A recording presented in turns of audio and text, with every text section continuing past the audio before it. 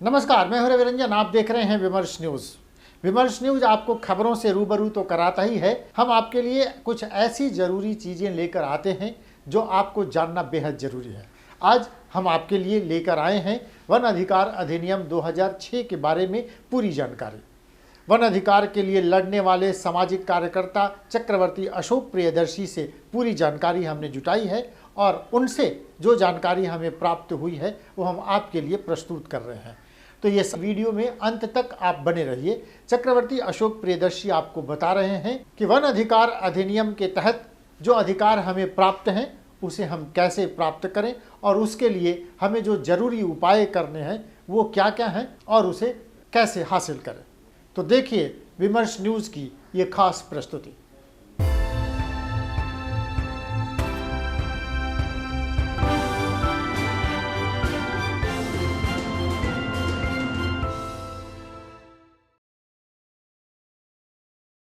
नमस्कार बहनों और भाइयों, यह एक खास वीडियो लेकर के हम आपके पास आए हैं। जो लोग वनाधिकार कानून के तहत जंगलों पर अपने परंपरागत अधिकार की मान्यता दिलाना चाहते हैं, उनको इस वीडियो में पूरी प्रक्रिया तफसील के साथ मिलेगी। क्या है वनाधिकार, यह आपको जानना है तो इस वीडियो में अंत तक बने रहें। वनाधिकार कानून के माध्यम से आप अपने लिए ही नहीं, अपने परिवार के लिए ही नहीं, अगली पीढ़ी के लिए अपना अधिकार सुनिश्चित करने वाले हैं, तय करने वाले हैं।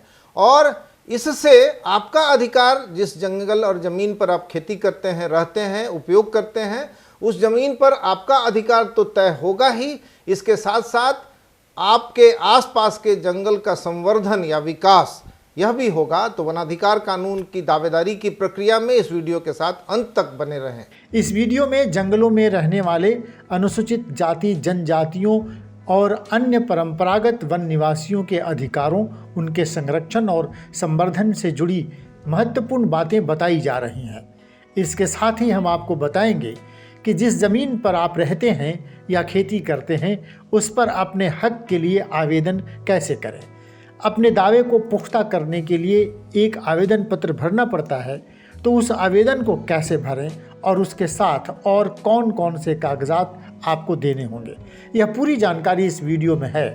तो बने रहिए इस वीडियो के अंत तक। तो मित्रों, सबसे पहले जानते हैं कि इस वीडियो में हम किन किन बिंदुओं पर चर्चा करेंगे। पहला, वन अधिकार अधिनियम 2006 एक परिचय, अधिनियम के तहत प्राप्त मुख्य अधिकार, वन अधिकार अधिनियम 2006 का लक्ष्य, वन अधिकार अधिनियम 2006 की मुख्य विशेषताएं और उसके कार्यान्वयन में आने वाली समस्याएं, इस अधिकार को प्राप्त करने के लिए जरूरी तैयारियां, वन अधिकार को पाने के लिए आवेदन कैसे करें। तो सबसे पहले वन अधिकार अधिनियम 2006 एक परिचय।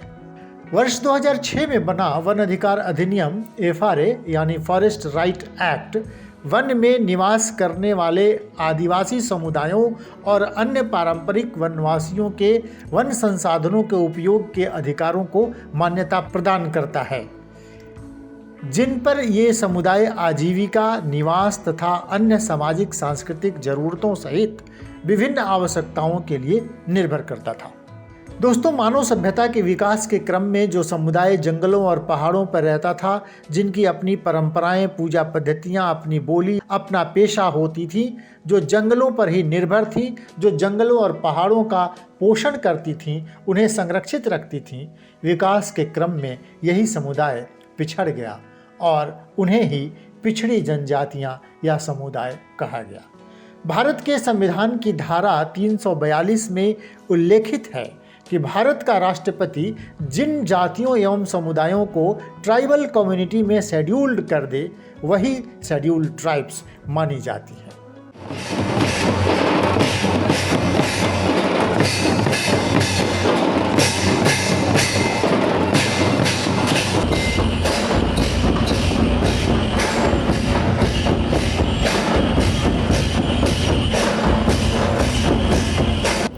देश की गुलामी के समय और उसके बाद आज़ादी के बाद भी देश में राज्य वनों को समेकित करते समय वहां निवास करने वाली अनुसूचित जनजातियों एवं अन्य परंपरागत वन निवासियों की पैतृक जमीन पर उनके अधिकारों एवं उनके निवास को पर्याप्त रूप से मान्यता नहीं दी गई। इस ऐतिहासिक अन्याय को दूर करने और वनों में जैव विविधता के संरक्षण, पारिस्थितिकीय संतुलन बनाए रखने तथा वनों के संरक्षण और संवर्धन के लिए अनुसूचित जनजाति एवं अन्य परंपरागत वन निवासी अधिनियम 2006 लाया गया।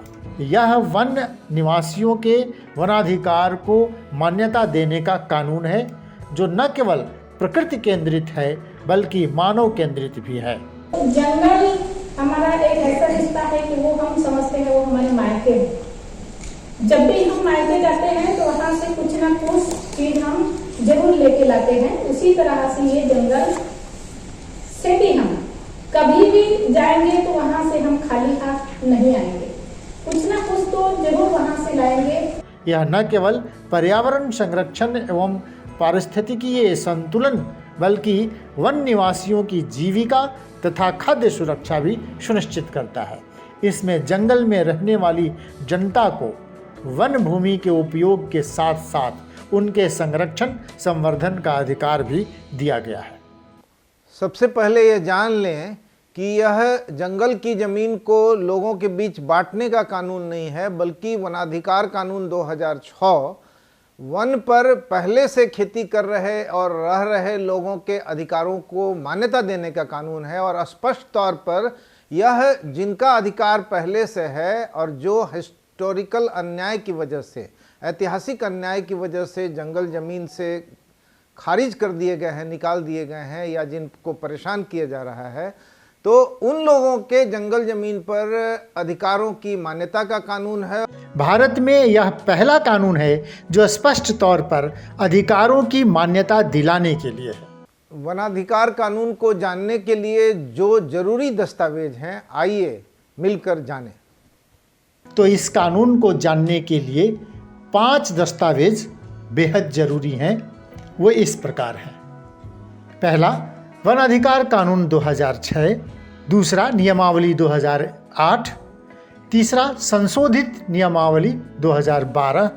चौथा, 9 जून 2008 को मिनिस्ट्री ऑफ ट्राइबल अफेयर्स जनजातीय कार्य मंत्रालय सचिव द्वारा अन्य परंपरागत निवासियों की पहचान करने संबंधी राज्यों को लिखा गया पत्र।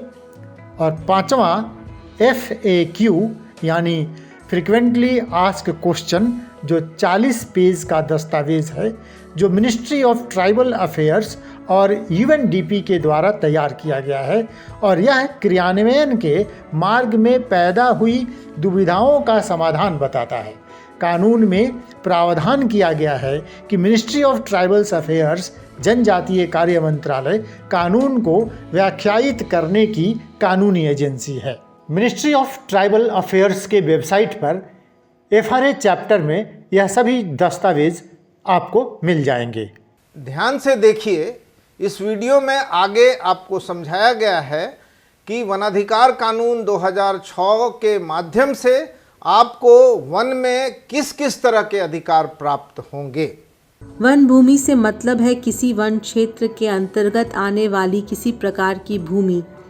ये इस प्रकार है: पहला, अवर्गीकृत वन। दूसरा, असीमांकित वन। तीसरा, विद्यमान वन या समझे गए वन। चौथा, संरक्षित वन।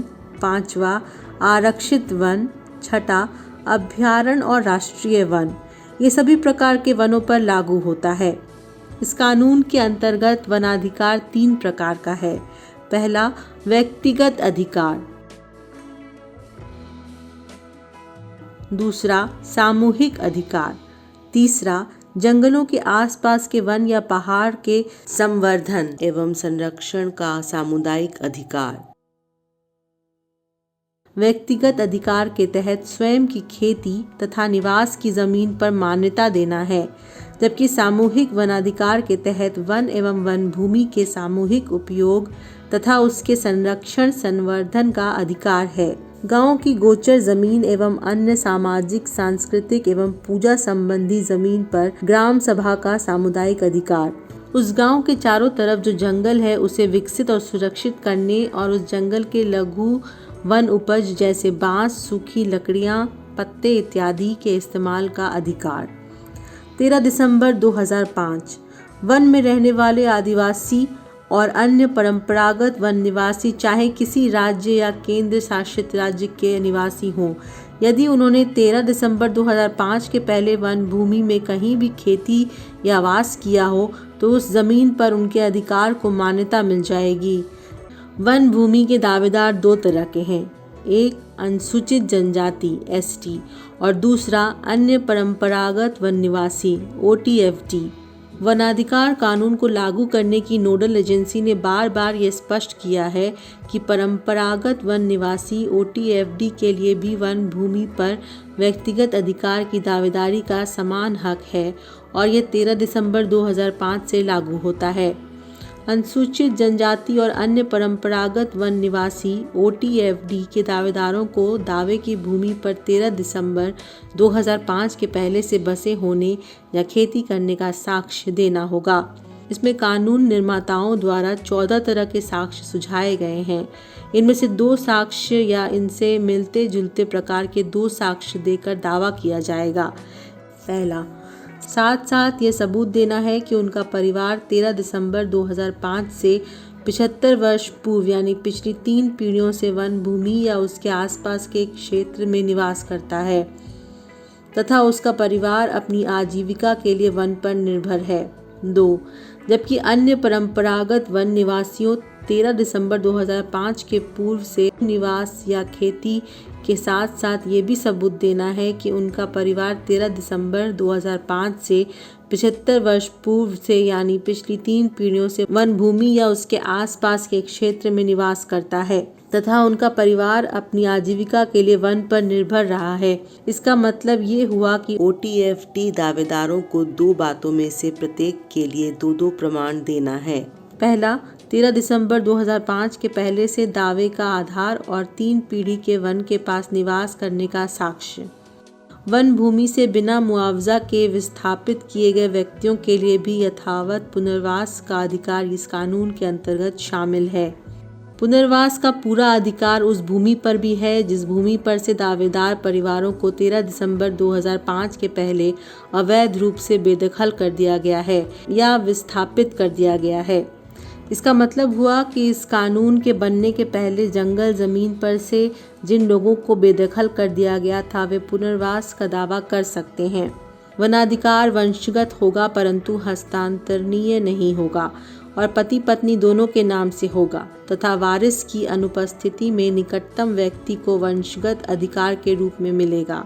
इनका प्रावधान कानून की धारा 4(4) में है। वनाधिकार की मान्यता एवं सत्यापन की प्रक्रिया पूरी हो जाने तक किसी दावेदार को बेदखल नहीं किया जा सकेगा।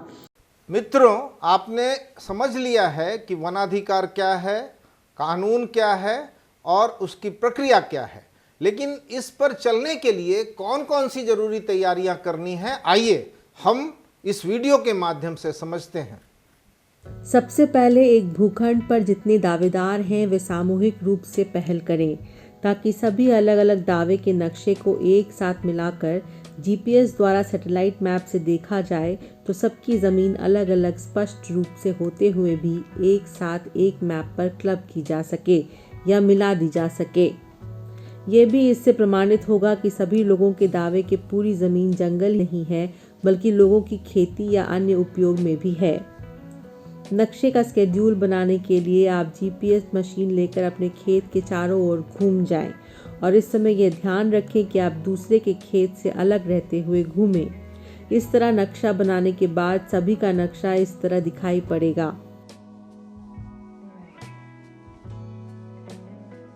आदिवासी परिवार जातीय प्रमाण पत्र बनवा लें और OTFD अपना पीढ़ीनामा या वंशावली बनवा लें। दावा आवेदन की प्रक्रिया। 1. व्यक्तिगत वनाधिकार का दावा करने के लिए प्रपत्र क को भरने की ज़रूरत है। इसमें पति पत्नी दोनों का नाम भरने की जगह है। साथ ही दावेदार के पिता का नाम भी भरना है। इसके बाद पता में गांव, टोले का नाम, पंचायत एवं तहसील और जिला का नाम भरना है। 2. इसके बाद एसटी तथा ओटीएफडी के कॉलम हैं। यदि दावेदार एसटी यानी अनुसूचित जनजाति वर्ग से है तो उन्हें इसके साथ जाति प्रमाण पत्र की अधिप्रमाणित अटेस्टेड कॉपी प्रति लगेगी। 3. ओटीएफडी होने की दशा में वंशावली की प्रति लगाना सही रहेगा, जो अंचल कार्यालय से बनवा सकते हैं। इसमें कम से कम 3 पीढ़ियों यानी 75 वर्ष पूर्व तक के पूर्वजों के नाम दे सकते हैं। पहले अपनी वंशावली का एफिडेविट करवा लें, फिर अंचल से प्रमाणित करवाएं। 4. इसके बाद परिवार में मौजूद व्यक्तियों के विषय में बताना है। इनमें अलग से कागजात लगाकर उसमें परिवार के प्रत्येक नाम, उम्र एवं परिवार के मुखिया से उसका संबंध का कॉलम बनाकर दें। इसके बाद जिस जमीन पर दावा है उसका विवरण देना है। वास की भूमि का अलग और खेती की भूमि का अलग अलग रकबा देना होगा। इसके लिए बेहतर है कि आप अलग से कागज़ लगाकर उस पर दावे की भूमि का विस्तृत ब्यौरा दें, जिसमें दावे की ज़मीन की अब स्थिति यानी राजस्व, ग्राम का नाम एवं रेवेन्यू थाना नंबर, खाता नंबर तथा प्लॉट नंबर दें। ज़मीन के अलग अलग टुकड़े के अलग अलग ब्यौरा लिखें। हर एक टुकड़े की चौहद्दी भी लिखें। इसके लिए दावे की भूमि का खतियान निकलवा लें ताकि उस पर सही प्लॉट नंबर लिख सकें। दावा आवेदन के साथ ज़मीन का नक्शा तथा गांव के नक्शे में दावे की ज़मीन की स्थिति को भी संलग्न करें। इसके लिए बेहतर है कि व्यक्तिगत दावे भी सामूहिक स्तर पर करें ताकि एक का नक्शा दूसरे पर ओवरलैप ना करे। इस फॉर्म के कॉलम नंबर 8 में दावे के समर्थन में साक्ष्य मांगे गए हैं। इसके लिए नियमावली के नियम 13 साक्ष्यों की सूची दी गई है। इनमें से क से झ तक साक्ष्यों के समूह प्रकार दिए गए हैं। क. गजेटियर जनगणना, सर्वेक्षण और बंदोबस्त रिपोर्ट, मानचित्र, उपग्रहीय चित्र, कार्य योजनाएं, प्रबंध योजनाएं, लघु योजनाएं एवं वन जांच रिपोर्ट, अन्य वन अभिलेख, पट्टा या लीज, चाहे कोई भी नाम हो, सरकार द्वारा गठित समितियों और आयोगों की रिपोर्ट, सरकारी आदेश, अधिसूचनाएं, परिपत्र, संकल्प जैसे लोक दस्तावेज, सरकारी अभिलेख। ख. मतदाता पहचान पत्र, राशन कार्ड, पासपोर्ट, गृहकर रसीदें, मिल निवास प्रमाण पत्र जैसे सरकारी प्राधिकृत दस्तावेज। ग. गृह, झोपड़ी और भूमि में किए गए स्थायी सुधारों जैसे वास्तविक कार्य जिसके अंतर्गत समतल करना, बांध, चेक डैम बनाना और इसी प्रकार के कार्य। घ. अर्धन्यायिक और न्यायिक अभिलेख जिसके अंतर्गत न्यायालय का आदेश और निर्णय भी है। अंग. उन रूढ़ियों और परंपराओं का अनुसंधान, अध्ययन, दस्तावेजीकरण जो किन्हीं वनाधिकारों के उपयोग को स्पष्ट करते हैं और जिनमें भारत मानव विज्ञान सर्वेक्षण जैसी ख्याति प्राप्त संस्थाओं द्वारा रूढ़िजन्य विधि का बल है। च. तत्कालीन रजवाड़ों या प्रांतों या ऐसे अन्य मध्यवर्तियों से प्राप्त कोई अभिलेख जिसके अंतर्गत मानचित्र, अधिकारों का अभिलेख, विशेषाधिकार, रियायतें, समर्थन भी हैं। 6. कुएं, कब्रिस्तान, पवित्र स्थल जैसे पुरातनता को स्थापित करने वाली परंपरागत समर्थन भी हैं। ज. पूर्व भूमि अभिलेखों में उल्लिखित या पुराने समय में गांव के वैध निवासी के रूप में मान्यता प्राप्त व्यष्टियों के पुरखों का पता लगाने वाली वंशावली। झ. लेखबद्ध किए गए दावेदारों से भिन्न बुजुर्गों का कथन। दावा आवेदन तैयार करने तथा उस पर दावेदार का हस्ताक्षर या अंगूठे का निशान लगाकर उसे गांव की वन अधिकार समिति को सौंपें और एक प्रति पर उसकी पावती यानी रिसीविंग प्राप्त करें। गांव की वन अधिकार समिति का गठन ग्राम सभा द्वारा किया जाएगा जिसमें 15 सदस्य होंगे, जिनमें एक अध्यक्ष एवं एक सचिव चुने जाएंगे। वन अधिकार समिति प्राप्त आवेदन की जांच पड़ताल कर और जमीन का पंचनामा कर उसे अनुमंडल स्तरीय समिति को अपनी अनुशंसा के साथ भेज देगी। ध्यान दीजिए, उड़ीसा, छत्तीसगढ़, मध्य प्रदेश और इसके साथ साथ गुजरात में भी वनाधिकार के दावेदारी पर बेहतर फैसले हुए हैं और एक ही प्रांत उड़ीसा में 3.5 लाख से ज़्यादा लोगों को उनके अधिकार के दावेदारी पर उनके पक्ष में फैसला देते हुए 5 लाख एकड़ जमीन तक वनाधिकार के तहत लोगों के उनके अधिकार को मान्यता दी गई है। बिहार में यह समझना जरूरी है कि केवल 128 परिवार को मात्र 3-3 डिसमिल दे करके वनाधिकार दिया गया है। इसके पीछे वजह यह है कि वनाधिकार पर अमल करने वाले अधिकारियों के मन में ये धारणा है कि यह दान देने वाला एक कानून है, जिसमें गरीब आदिवासियों और वन पर निर्भर परिवारों को कुछ कुछ दान देना है। इसके उलट यह वन पर जो लोग पहले से हैं, खेती करते हैं या रहते हैं, अन्य उपयोग करते हैं, उस जमीन पर उनकी दावेदारी को मान्यता का कानून है। और यह अपने तरीके का पहला कानून है जिसमें ग्राम सभा यह पंचनामा करके तय करती है कि यह व्यक्ति वन में पहले से था। तो अगर आज अधिकारी यह नहीं समझ रहे हैं तो आपको एसर्ट करना है, आपको इस बारे में कानूनी प्रक्रिया के साथ आगे बढ़ना है कि आपका वन पर अधिकार था और उसको सरकार के अधिकारियों को कानून के तहत मान्य करना है।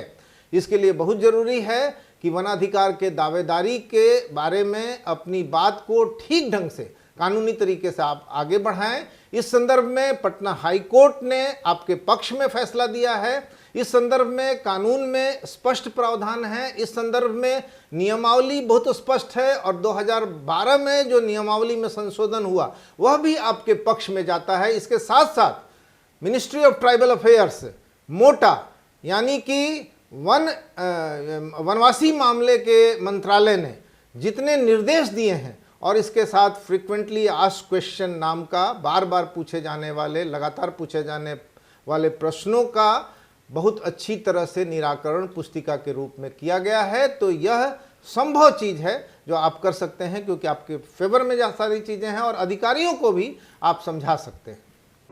अब हम जानेंगे कि वन अधिकार को प्राप्त करने के रास्ते में कौन कौन सी समस्याएं खड़ी हो रही हैं। हर राज्य में आदिवासियों की सूची होती है। राज्यों की सूची में एक जगह एक जाति को अनुसूचित किया गया है और दूसरी जगह नहीं किया गया है। जैसे कि थारू जाति उत्तर प्रदेश में अनुसूचित थी और बिहार में नहीं। बाद में थारू जाति बिहार में भी एसटी में अनुसूचित हो गई।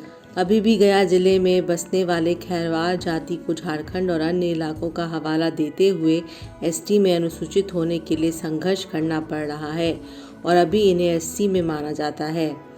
एक समस्या और है कि गया, नवादा आदि के जंगलों में सन 2000 से आकर बसने वाले मुंडा परिवारों को बिहार में एसटी के तहत अनुसूचित होने में काफ़ी कठिनाई हो रही है और इनके कई परिवार इसके जद्दोजहद में हैं। यहाँ ध्यान देना ज़रूरी है कि ऐसा देखा जाता है कि जिस ज़मीन पर बड़ी संख्या में लोग अपना दावा करने की तैयारी कर रहे हों, उस वन को वन्य जीवों की सेंचुरी या अभयारण्य घोषित कर दावेदारों को हतोत्साहित करने की कोशिश होती है। हल मैंने खोल के भगा देता था और जाके रेंजर ऑफिस में जाके केस कर देता था। हम लोग का जमीन जो है जिम्मेदार लोग दिया था मेरे परदादा को हुकुमनुमा, उसमें जिस समय जंगल घेराया 1955-56 में, किसी को पता नहीं था कि यह जमीन किसान लोग ले लिया है। और जब वन सीमांकन किया तो उसके अंदर मेरा जमीन गया है। वनाधिकार कानून का लाभ आदिवासियों एवं अन्य परंपरागत वन निवासियों को नहीं मिल पा रहा है। इसका महत्वपूर्ण कारण यह है कि बिहार में वनाधिकार देने के लिए न तो सरकार इच्छुक है, न प्रशासन के अधिकारी और न ही वन विभाग। वन विभाग तो विशाल वन संपदा और वन भूमि पाकर देश का सबसे बड़ा जमींदार बना हुआ है। बिहार के 11 जिलों में नोटिफाइड तरीके से 20 लाख एकड़ ज़मीन वन विभाग के पास है। इनमें ज़्यादातर छिछले वन रह गए हैं। इन पर निर्भर परिवारों के सहयोग से वनीकरण यानी जंगल लगाना और बढ़ाना आसान हो जाएगा यदि वनाधिकार के दावों को निपटा दिया जाएगा।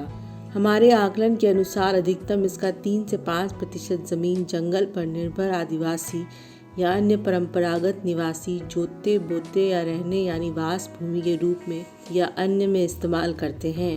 बिहार लोक भूमि अतिक्रमण अधिनियम BPLE एक्ट के तहत इन विभाग दावेदारों को लगातार नोटिस भेजा जा रहा है। इन नोटिसों की एक खास बात यह है कि इनमें उपस्थिति के लिए निर्धारित तारीख के बाद मिलती है।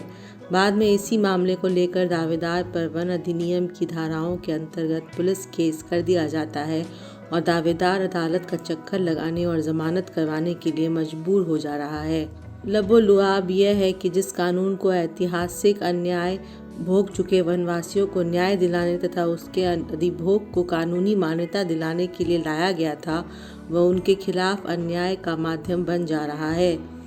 एक और महत्वपूर्ण बात, कई जगह देखा गया है कि कई अवैध दावेदार उभर रहे हैं और अभी किसी जोतने बोने वाले ज़मीन के जोतदार को बेदखल कर उस पर हक कब्जा कर उस ज़मीन पर वनाधिकार का दावा करने का अरमान रखते हैं। आप जान लें कि कानून में इसके स्पष्ट प्रावधान हैं जिसके तहत उन्हें रोका जा सकता है। ये लंबा टकराव है, 2 दिन की या 4 दिन की बात नहीं है या कुछ बरसों की बात नहीं है। जहां समुदाय लड़ेगा वहां वो पाएगा और इसीलिए एक मानसिकता में बदलाव आप देखेंगे कि वन विभाग के अंदर हम सबको ये महसूस करना पड़ेगा कि वन अधिकार कानून आने के पहले और वन अधिकार कानून आने के बाद आदिवासियों के प्रति वन विभाग के नजरिए में बदलाव आया है। इन समस्याओं से निपटने के लिए पटना उच्च न्यायालय में एक फैसले पर ध्यान देना बेहद जरूरी है। हाईकोर्ट ने खारिज करने की प्रक्रिया को अस्वीकार कर दिया है और उन्हें अपील करने का अधिकार दिया है। पटना हाईकोर्ट में CWG के केस नंबर 22366 ऑफ 2014 पर 2020 में फैसला दिया गया कि बिहार के खारिज किए गए दावों पर अपील करने का फिर से मौका दिया जाए और जिला वन अधिकार समिति प्रत्येक दावों पर सुनवाई के दौरान उन्हें और उनके वकील की बातों को सुने। इस फैसले के आधार पर गया के शेरघाटी अनुमंडल के 12 गांव के भूइयां, बोगता, खैरवार, सा, यादव जातियों के अन्य परंपरागत वन निवासियों में से 400 परिवार ने अपील किया है, जबकि अभी बिहार के नक्शे में दक्षिण पूर्व के बांका और पूरब के पूर्णिया कटिहार जिले में संथाल आदिवासी वर्षों से बसे हुए हैं। इनमें पूर्णिया और बांका जिले में एक विधानसभा सीट आदिवासियों के लिए आरक्षित है और कटोरिया आदिवासी संरक्षित विधानसभा क्षेत्र में वनाधिकार के अनेक दावे हो चुके हैं। गया के गुरुपा जंगल क्षेत्र में सैकड़ों मुंडा आदिवासी परिवार कानून बनने के 5 साल पहले से आकर बसे हैं और खेती करते हैं और उन्होंने मतदाता पहचान पत्र आदि भी बनवाया है। इसी तरह थारू आदिवासी क्षेत्र पश्चिमी चंपारण में भी वनाधिकार के अनेक दावे किए गए हैं, लेकिन यहाँ इस कानून को लेकर भ्रम बना हुआ है। भ्रम की एक वजह यह भी है कि बांका जिले में 700 आदिवासी परिवारों में दावे को खारिज कर दिया गया है। गया जिले में अन्य परंपरागत वन निवासियों में महादलित भूइयां परिवार भी है। ये लोग परंपरागत रूप से अपनी दावेदारी कर रहे हैं, जिसे ग्राम स्तर से पंचनामा करके भेजा गया है और ये बहुत आसान है कि अधिकारी गण खुद से भी जाकर पंचनामा कर लें। इससे दावेदारी स्पष्ट हो जाएगी। इस काम में देरी की वजह से समस्याएं बढ़ रही हैं, परंतु जिन्होंने एकदम आरंभ में ही दावा कर दिया है उन लोगों के प्रति भी व्यवहारिक दृष्टिकोण अपनाया जाए तो वनाधिकार का काम अपने गतिरोध से बाहर निकल जाएगा। यही व्यवहारिक दृष्टिकोण बांका जिले के उन 700 दावेदारों के लिए अपनाया जा सकता है जिन्होंने कानून के अमल में जाते ही वन क्षेत्र में अपने अधिकार को मान्यता देने के लिए आवेदन दे दिया था। इस तरह बांका के 700 आदिवासी दावेदार और गया के 652 अन्य परंपरागत वन निवासी दावेदारों के प्रति अभी भी व्यवहारिक नजरिया रखकर उनके दावों की ज़मीन पर पर्चा दे देने से बिहार में गतिरोध समाप्त होगा और बिहार वनाधिकार की मान्यता के मामले में पिछड़ा हुआ राज्य नहीं रह जाएगा। अन्य लोग भी बेहिचक अपने दावों की ज़मीन की GPS मापी पर दावा पत्र भरने के लिए आगे आएंगे। एक और महत्वपूर्ण जानकारी, कानून के हिसाब से जो वन भूमि पर हैं, घर बनाकर रह रहे हैं या खेती कर रहे हैं या अन्य उपयोग कर रहे हैं, इसके साथ ही अन्य परंपरागत वन निवासी जो 3 पीढ़ी और 75 सालों से उन इलाके में रह रहे हैं, उनके पास इसके प्रमाण भी हैं। फिर भी बहुत जगह इस तरह वनाधिकार की दावेदारी करने वाले लोगों को वन संबंधी कई दफाओं में फंसा दिया जाता है और बार बार बुलाया जाता है। वनाधिकार कानून में स्पष्ट प्रावधान है कि वनाधिकार के दावेदारी की प्रक्रिया चलने के दौरान उन्हें बेदखल नहीं किया जा सकता और वन संबंधी अन्य मुकदमों में उन्हें परेशान नहीं किया जा सकता। तो मित्रों, ये स्पष्ट है कि जिस जमीन पर अपने हक की बात हम कह रहे हैं, असल में इस जमीन पर अधिकार हम अपने लिए नहीं, अपने आने वाली पीढ़ी के लिए बात कर रहे हैं। और इसीलिए चाहे जो भी कष्ट और कुर्बानी उठानी पड़े, हम इस जमीन पर अपने अधिकार की लड़ाई लड़ेंगे। और सरकारी जमीन पर अपने अधिकार, उसके लिए पेपर या पर्चा या पट्टा जो कुछ भी है, उसको हम हासिल करेंगे और अपनी अगली पीढ़ी को हस्तांतरित करेंगे। तो ये बहुत ज़रूरी है, इस पर आप ज़रूर काम करिए और इसको हासिल करिए।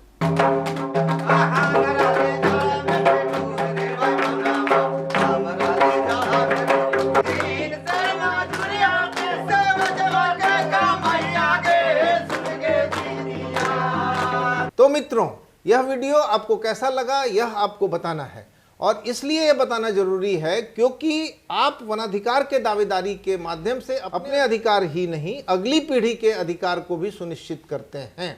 तो आपने समझ लिया होगा कि यह अब असंभव बात नहीं है। यह भ्रम समाप्त हो गया होगा कि वनाधिकार की दावेदारी आप नहीं कर सकते हैं, और यह भी भ्रम समाप्त हो गया होगा कि यह होने वाली चीज नहीं है, बल्कि इस वीडियो के माध्यम से बहुत स्पष्ट हो गया है कि यह संभव बात है जिसको आपको करना है, और इसके लिए आपके पास जरूरी चीजें हैं। वीडियो कैसा लगा कृपया बताइए, और जरूरी डॉक्यूमेंट साथ में लेकर के वनाधिकार की दावेदारी करना शुरू कीजिए।